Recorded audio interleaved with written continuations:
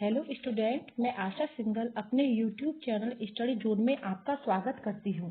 Student, आज के video में मैं आपको हिंदी शिक्षण का एक महत्वपूर्ण टॉपिक परियोजना विधि पढ़ा रही हूँ, जो बीएड पार्ट फर्स्ट व पार्ट सेकंड में उपयोगी होने के साथ साथ बीएड के अन्य विषयों में भी उतना ही उपयोगी है।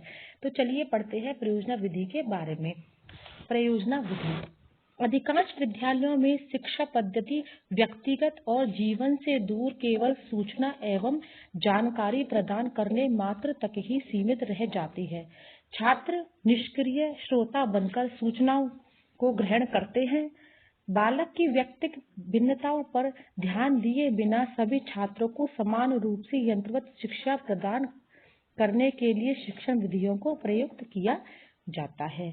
प्रोफेसर डब्ल्यू किलपैट्रिक महोदय ने शिक्षा से जीवन को जोड़ते हुए और उसे बालकों के लिए सार्थक बनाने के निमित्त ही परियोजना विधि का प्रतिपादन किया।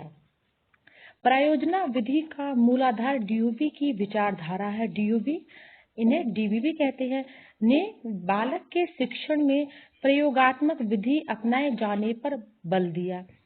वह सभी विषयों की शिक्षा एक साथ अर्थात समन्वय द्वारा दिए जाने के पक्ष में है। इसी कारण वह परियोजना विधि पर विश्वास करते हैं। डीयूबी के उपयुक्त विचारों को किलपैट्रिक ने व्यवस्थित रूप प्रदान किया है। अब देखते हैं हम परियोजना विधि की परिभाषा। अनेक विद्वानों ने परियोजना विधि की परिभाषा निम्नलिखित प्रकार से व्यक्त की है।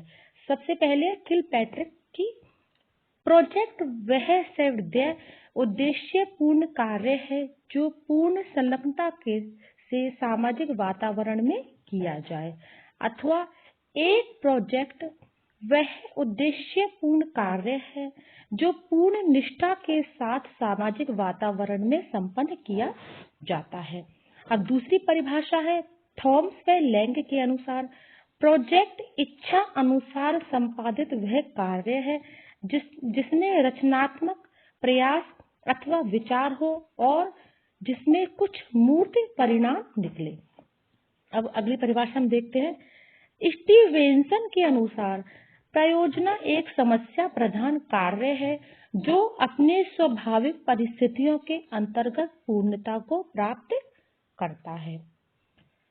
स्पष्ट है कि परियोजना एक जीवन अनुभव होता है जो एक प्रबल इच्छा से प्रेरित होता है और इच्छा का प्रयोग ही परियोजना विधि का आधार है।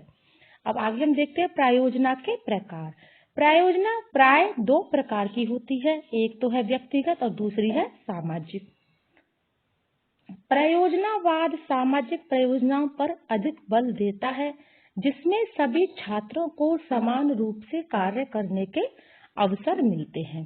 अब आगे हम पढ़ते हैं परियोजनाओं का वर्गीकरण। किलपैट्रिक महोदय ने परियोजनाओं को निम्नलिखित 4 वर्णों में विभाजित किया है। इसमें फर्स्ट है रचनात्मक या उत्पादनात्मक परियोजना। इसमें छात्र किसी कार्य को संपन्न करते हैं, जैसे मॉडल बनाना। दूसरा है उपभोगात्मक या कलात्मक परियोजना। इसमें छात्र कलात्मक अनुभूति, सौंदर्यानुभूति एवं रसास्वादन करने का कार्य करते हैं, उदाहरणार्थ कविताएं बनाना व सुनना, कहानी कथन तथा चित्रों को प्रशंसात्मक रूप में देखना आदि। तीसरा है समस्यात्मक परियोजना। इसमें छात्र किसी बौद्धिक कठिनाई या समस्या का हल ढूंढते हैं, जैसे वर्तनीगत अशुद्धियां क्यों होती है, अशुद्ध उच्चारण क्यों करते हैं आदि। अर्थात किसी समस्या को लेकर जब कोई परियोजना बनाई जाए तो वो होती है समस्यात्मक परियोजना। और चौथा है कौशलात्मक या अभ्यासात्मक परियोजना। यहाँ योजनाओं द्वारा छात्रों की कार्य कुशलता एवं क्षमता में अभिवृद्धि करना अभीष्ट होता है। इसमें छात्र किसी कौशल या कार्य को सामूहिक रूप से सीखते हैं और उसका अभ्यास करते हैं, जैसे वर्ण व अक्षर को सही रूप में लिखना, चार्ट एवं ग्राफ बनाना तथा रेखा चित्र खींचना। अब आगे हम पढ़ते हैं प्रयोजना विधि का स्वरूप। इस विधि में पढ़ाई का केंद्र प्रोजेक्ट होता है। विद्यार्थी किसी समस्या के समाधान के लिए किसी उचित प्रोजेक्ट या कार्य को अपने हाथ में लेते हैं तथा योजनाबद्ध तरीके से कार्य करके उसे पूरा करने का प्रयत्न करते हैं। विषय से संबंधित ज्ञान उसी समय ग्रहण कर लिया जाता है।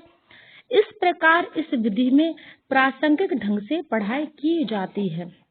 जब वो कार्य करते हैं तो उसी समय उस विषय का ज्ञान तुरंत ही प्राप्त कर लिया जाता है। अब हम आगे देखते हैं प्रयोजना विधि के आधारभूत सिद्धांत। प्रयोजना विधि निम्नलिखित सिद्धांतों पर आधारित होती है। इसमें फर्स्ट है रोचकता। बालक स्वयं ही किसी समस्या के प्रोजेक्ट या कार्य को चुनते हैं, अर्थात जब बालक खुद ही समस्या को चुनता है तो वो उसको रोचक लगती है, क्योंकि ये करके सीखने के सिद्धांत पर आधारित होती है। बच्चा जब खुद करता है किसी कार्य को तो वह उसको रुचिकर लगता है। अब दूसरा है प्रयोजना उद्देश्य। जो समस्या बालकों को हल करने के लिए दी जाती है, इस प्रकार प्रोजेक्ट बालकों को बड़ा रोचक लगता है। तीसरा सिद्धांत है क्रियाशीलता। बालक स्वभाव से ही क्रियाशील होते हैं। उनके अंदर जिज्ञासा, चिंतन, तर्क शक्ति तथा संग्रह आदि की जो प्रवृत्तियां होती है वे उन्हें किसी क्रिया के लिए ही प्रेरित करती है। प्रोजेक्ट विधि में बालक एवं शिक्षक दोनों क्रियाशील रहते हैं। इससे स्थायी एवं उपयोगी शिक्षा प्राप्त होती है। अब चौथा सिद्धांत है वास्तविकता या यथार्थता का सिद्धांत। प्रोजेक्ट के द्वारा जो भी कार्य कराया जाता है वह वास्तविक परिस्थितियों के अनुकूल होता है, जिसके फलस्वरूप बालकों को प्रेरणा मिलती है। अतः शिक्षण को बालकों के जीवन से जोड़ा जाता है। अब अगला सिद्धांत है सामाजिकता का सिद्धांत। बालक समाज का एक अंग है। प्रोजेक्ट विधि द्वारा बालकों को अनेकों ऐसे अवसर प्रदान किए जाते हैं जिसके द्वारा उनको सामाजिक जीवन का अनुभव हो सके तथा उनके अंदर सहयोग, सद्भावना, प्रेम और सहकारिता जैसे सामाजिक गुणों का विकास हो। अगला सिद्धांत है उपयोगिता का सिद्धांत। उपयोगिता वाले कार्यों में ही बालक की रुचि उत्पन्न होती है। रुचि किसी परियोजना का मनोवैज्ञानिक तत्व है। अतः प्रोजेक्ट से बालक जो कुछ भी सीखता है करके सीखता है। यह व्यवहारिकता ही सामाजिक उपयोगिता का सबसे बड़ा आधार है। तत्कालीन आवश्यकताओं की पूर्ति करने वाले प्रोजेक्ट छात्रों के लिए विशेष रुचिकर होते हैं। ड्यूबी ने सामाजिक उपयोगिता को भी शिक्षा का लक्ष्य माना है, अर्थात वो जो कार्य करता है विद्यार्थी वह सामाजिक दृष्टि से उपयोगी होना चाहिए। अगला सिद्धांत है स्वतंत्रता का सिद्धांत। शिक्षक का दायित्व है कि बालकों को कोई कार्य अपनी ओर से करने के लिए बाध्य न करे। प्रोजेक्ट विधि में बालक आरंभ से लेकर अंत तक कार्य करने को स्वतंत्र रहता है। छात्र स्वयं योजनाओं का चुनाव एवं उनका कार्यान्वयन विधियों का निर्धारण करते हैं, अर्थात वो खुद ही तो योजनाओं को चुनते हैं और उन योजनाओं को पूरा करने का कार्य भी छात्र स्वयं ही करते हैं। अगला सिद्धांत है व्यक्तिगत भिन्नता का सिद्धांत। बालकों में योग्यता, क्षमता तथा अन्य गुणों के अनुसार व्यक्तिगत भिन्नता पाई जाती है। हर बालक अपने आप में अलग होता है, चाहे तो बौद्धिक क्षमता ले लो, चाहे शारीरिक क्षमता। इस दृष्टि से हर बालक अलग अलग होता है और प्रोजेक्ट में यह व्यवस्था होती है कि बालक अपनी रुचि, योग्यता और क्षमता के आधार पर कार्य करे, तो इससे व्यक्तिगत भिन्नता के आधार पर भी कार्य होता है। अब अगला है भाषा शिक्षण। प्रारंभ में ही हम वार्तालाप कर चुके हैं। वार्तालाप की शिक्षा भाषा की शिक्षा का एक अंग है। इस प्रकार प्रोजेक्ट प्रणाली का श्री गणेश ही भाषा शिक्षा से होता है। ताजमहल के विषय में विभिन्न लेख एवं कविताओं को पढ़ना, ताजमहल पर लेख लिखना, ताजमहल देखने के लिए जाने के लिए रेलवे अधिकारियों से पत्र व्यवहार करना, दैनंदिनी का भरना आदि भाषा शिक्षण के अन्य सोपान हैं। ये सब कार्य इस प्रोजेक्ट को पूरा करने में कराए जा सकते हैं। इस प्रकार इस प्रणाली में भाषा की शिक्षा बड़े व्यवहारिक ढंग से दी जाती है, परंतु इस प्रणाली का सबसे बड़ा दोष यह है कि इसके द्वारा हम श्रृंखलाबद्ध शिक्षण नहीं कर पाते। कविता और व्याकरण की शिक्षा के लिए इसमें अवसर ही नहीं मिलता और जबरदस्ती की खींचातानी द्वारा अवसर निकालने से कोई लाभ नहीं होता।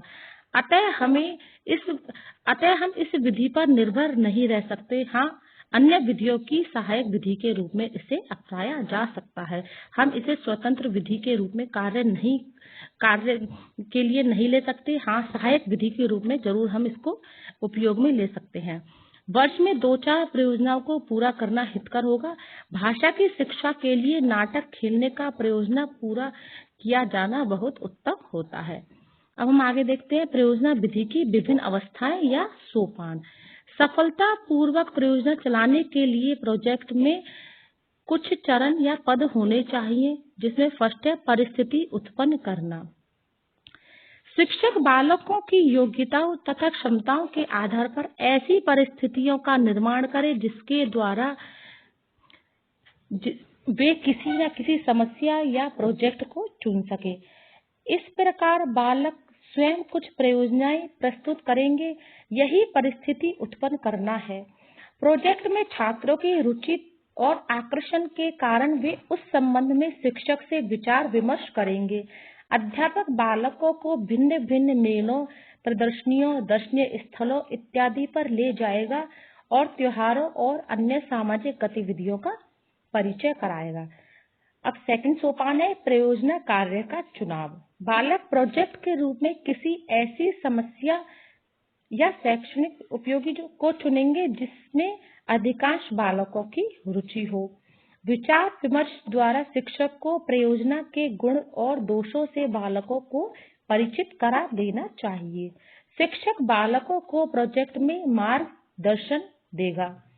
विदित है कि योजना के चुनने की अंतिम स्वीकृति तथा निर्णय छात्रों के द्वारा ही होना चाहिए। इसमें शिक्षक केवल मार्गदर्शक के रूप में रहेगा और सारा कार्य योजना चुनने से लेकर उसको पूरा करना, ये सारे निर्णय विद्यार्थी द्वारा ही लिए जाते हैं। फिर अगला सोपान है कार्यक्रम बनाना। योजना निश्चित हो जाने के पश्चात उसको पूरा करने के लिए कार्यक्रम तैयार किया जाना चाहिए। वास्तविक तथा स्वाभाविक परिस्थितियों में पूरा होने वाला कार्यक्रम विचार विमर्श द्वारा निश्चित किया जा सकता है। स्मरण रहे, प्रत्येक छात्र को अपनी योग्यता के अनुसार कार्य मिलता है और उस योजना को सब मिलकर ही पूरा करते हैं। अब अगला सोपान है कार्यक्रम क्रियान्वित करना। कार्यक्रम बन जाने के पश्चात प्रत्येक बालक अपना कार्य क्रिया द्वारा सीखना के आधार पर करता है। सभी छात्र अपनी योग्यता और सामर्थ्य के अनुसार अपने अपने उत्तरदायित्व को निभाते हैं। शिक्षक को उनके कार्य में सहायता, निरीक्षण, प्रोत्साहन और आदेश भी देना चाहिए। छात्र को अनेक कार्य करने पड़ते हैं, जैसे लिखना, पढ़ना, वस्तुओं को एकत्रित करना, विचार विमर्श करना तथा निर्माण कार्य करना आदि। छात्रों में स्व आलोचना की आदत भी डालनी चाहिए, अर्थात विद्यार्थी को अपनी कमियों को भी देखना चाहिए। अगला सोपान है कार्य का मूल्यांकन करना। प्रोजेक्ट पूरा कर लेने के पश्चात यह आवश्यक हो जाता है कि बालक अपने द्वारा किए हुए कार्य का स्व निरीक्षण करे तथा मूल्यांकन करे। योजना कार्यक्रम के अनुसार इस पर सामूहिक तौर से विचार किया जाता है और तभी निष्कर्ष पर पहुंचते हैं। प्रोजेक्ट कार्य पूरा होने पर अध्यापक की सहायता से मूल्यांकन किया जाना चाहिए। अब अगला है हमारा लास्ट सोपान, कार्य का लेखा जोखा रखना। अगर अपना कार्य सारा संपन्न हो गया तो उसके बाद हमें उस कार्य का लेखा जोखा अर्थात रिपोर्ट तैयार करनी है। प्रोजेक्ट के चुनाव से लेकर उसके पूरा होने तक सभी क्रियाकलापों का पूरा ब्यौरा रखा जाता है। वे अपने कार्य के बारे में कठिनाइयां व आलोचना आदि पंजिका में अंकित करते हैं। वे किए गए कार्य, उनकी विधियां उपकरण, पुस्तकों आदि का विस्तार पूर्वक वर्णन करते हैं। अब हम आगे देखते हैं परियोजना विधि का महत्व। परियोजना विधि का महत्व हम निम्न बिंदुओं द्वारा स्पष्ट कर सकते हैं। इसमें फर्स्ट है प्रत्यक्ष अनुभव होना। इस विधि के द्वारा छात्रों को स्वयं अवलोकन व मापन आदि के अवसर मिलते हैं, जिससे उन्हें स्थिति तथा तथ्यों का प्रत्यक्ष अनुभव होता है और अर्जित ज्ञान स्थायी बनता है। फिर करके सीखना, बालक स्वयं करके सीखते हैं, जिससे छात्रों में विषय के प्रति अधिक रुचि, उत्साह, आत्मविश्वास उत्पन्न होता है। फिर है मनोवैज्ञानिकता, छात्रों में जिज्ञासा, क्रियाशीलता और रचना की प्रवृत्ति उग्र रूप में विद्यमान रहती है। फिर है प्रयोगात्मकता, योजना विधि द्वारा छात्र स्वयं प्रयोग करके उपकरणों आदि के द्वारा मापन के आधार पर हिंदी शिक्षण के तथ्यों, संपत्तियों, उच्चारण, वर्तनी अशुद्धियों व परिस्थितियों का ज्ञान प्राप्त करते हैं। अगला है उपयोगिता या व्यवहारिकता, इस विधि द्वारा सीखे हुए ज्ञान और तथ्यों तथा नियमों को दैनिक जीवन की समस्याओं में उपयोग कर सकता है। उपयोगिता या व्यवहारिकता से प्राप्त ज्ञान का अन्य स्थितियों में और अन्य समस्याओं में उपयोग करना जानता है। फिर अगला है स्वाध्याय की प्रवृत्ति, छात्रों में स्वाध्याय की प्रवृत्ति विकसित होती है। फिर है अधिगम में सरलता, उनका अधिगम सरल, सुबोध तथा रोचक होता है। अब देखते हैं परियोजना विधि के गुण व विशेषताएं। परियोजना विधि के कुछ गुण व विशेषताएं हैं जो इस प्रकार है। फर्स्ट है मनोवैज्ञानिकता, प्रोजेक्ट विधि मनोवैज्ञानिक सिद्धांतों पर आधारित है। बालकों की स्वाभाविक रुचियों, मनोवृत्तियों तथा चेष्टाओं का पूरा ध्यान रखा जाता है। उनकी जिज्ञासा, संग्रह, रचनात्मकता एवं अन्वेषणात्मक प्रवृत्तियों का पोषण होता है। अनुभव से सीखने का अवसर मिलता है। फिर दूसरी विशेषता है प्रयोगात्मक एवं व्यवहारिक विधि, इसमें छात्र व अध्यापक दोनों क्रियाशील रहते हैं। इस विधि द्वारा बालक वास्तविक जीवन की समस्याओं को सुलझाने का प्रशिक्षण लेते हैं। यह विधि करके सीखना एवं रहने द्वारा सीखना आदि नियमों पर आधारित है। इससे बालक की सृजनात्मक तथा क्रियात्मक प्रवृत्तियों का विकास होता है। फिर अगला है चरित्र निर्माण में सहायक, प्रोजेक्ट के द्वारा बालकों के सर्वांगीण विकास में पर्याप्त सहायता मिलती है। उनमें आत्मविश्वास, आत्मनिर्भरता, सामाजिक गुण, सौंदर्यानुभूति, नेतृत्व तथा भावात्मक स्थिरता आदि का विकास होता है। क्योंकि बालक कोई भी प्रोजेक्ट कार्य करता है तो सब मिलकर यह कार्य संपन्न करते हैं, तो उनमें सामाजिकता के गुणों का भी विकास होता है। फिर अगली विशेषता है पिछड़े बालकों की समस्या, प्रोजेक्ट विधि में पिछड़े बालकों की भी अभिव्यक्ति के अनेक अवसर प्रदान किए जाते हैं। स्वावलंबन की भावना सुदृढ़ होती है। अगली विशेषता है तर्क, निर्णय, चिंतन, अन्वेषण शक्ति का विकास। इस विधि द्वारा बालकों में निरीक्षण, तर्क, चिंतन, अन्वेषण तथा निर्णय लेने की शक्ति का विकास होता है। अगली विशेषता है प्रजातंत्रवादी भावना का विकास। बालक स्वतंत्रता से कार्य करते हैं। बालकों में उत्तरदायित्व की भावना, धैर्य, सहिष्णुता, कर्तव्य निष्ठा, पारस्परिक प्रेम एवं सहयोग की भावना आदि सामाजिक गुणों का विकास होता है। फिर अगली विशेषता है स्थायी एवं स्पष्ट ज्ञान। इस विधि में रटने का महत्व नहीं है। विद्यार्थी सतत सक्रिय होकर पूरी लगन और प्रत्यक्ष अनुभवों एवं क्रियाओं द्वारा ज्ञान प्राप्त करते हैं। इससे अर्जित ज्ञान व्यवहार और कौशल से अधिक स्थायी होते हैं। अब अगली विशेषता है समवाय के सिद्धांतों द्वारा शिक्षण। यह विधि समवाय रूप से शिक्षण देने की एक आदर्श विधि है, अर्थात सभी विषयों को साथ लेकर चलने वाली। इसमें समन्वय क्रिया द्वारा स्थापित किया जाता है। विषय का चुनाव बालक की आवश्यकता अनुसार किया जाता है। फिर है अगली विशेषता, अनुशासन, गृह कार्य आदि समस्याओं से मुक्ति। विद्यार्थी पूर्ण रुचि और उत्साह के साथ अपने अपने उत्तरदायित्व को निभाते हैं, अतः सदैव रचनात्मक अनुशासन बना रहता है। इसमें गृह कार्य देने की आवश्यकता नहीं होती। फिर है हस्त कार्य के प्रति अनुराग। इस विधि में बालक मानसिक व शारीरिक परिश्रम करते हैं, वे स्वयं हाथ से काम करते हैं और श्रम के महत्व को समझते हैं। छात्रों में समय का सदुपयोग करने की आदत का विकास होता है। अब तो हमने महत्व देख लिया, विशेषताएं देख ली, अब है परियोजना विधि के दोष या सीमाएं। इस विधि के प्रयोग में अधिक व्यय करना पड़ता है, क्योंकि विभिन्न प्रकार की सामग्री तथा यंत्रों की आवश्यकता पड़ती है। कोई भी प्रोजेक्ट हम बनाते हैं तो उसमें हमें बहुत यंत्रों की और सामग्री की आवश्यकता पड़ती है, तो इससे क्या खर्चा अधिक होता है। दूसरा, इसमें इस विधि से यदि शिक्षा दी जाए तो पूरा पाठ्यक्रम 1 वर्ष की अवधि में पूरा नहीं किया जा सकता। इसका प्रयोग कुछ प्रकरण में ही संभव हो पाता है।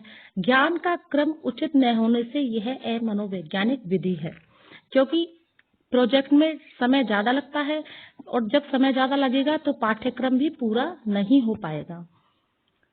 अब तीसरा दोष है, प्रोजेक्ट विधि के आधार पर उचित पाठ्य पुस्तकें नहीं मिलती। चौथी सीमा है इसमें विशेषता, विद्यार्थियों की संख्या अधिक है, उसके अनुपात में योग्य प्रशिक्षक एवं अनुभवी अध्यापक नहीं मिलते। शिक्षण में छात्रों पर अधिक भार पड़ जाता है।